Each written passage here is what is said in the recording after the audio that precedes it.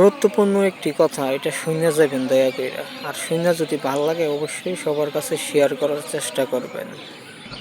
Iran একাই Israel যুক্তরাষ্ট্রের ঘুম হারাম করে দিয়েছে। আজকে যদি মুসলিম বিশ্ব একতাবদ্ধ থাকতো তাহলে নাস্তিকের বাচ্চারা চোখে সর্ষে ফুল দেখতো।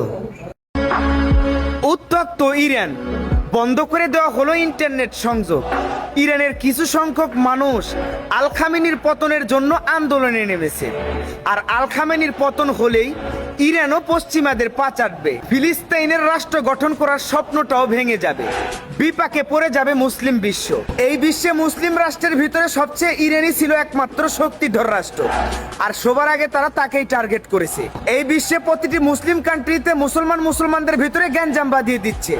জানি না মুসলমানদের জন্য সামনে কি আছে, তবে আমার একটা বিশ্বাস মুসলমানদের জন্য একটা ভয়ঙ্কর বিপদ অপেক্ষা করতেছে।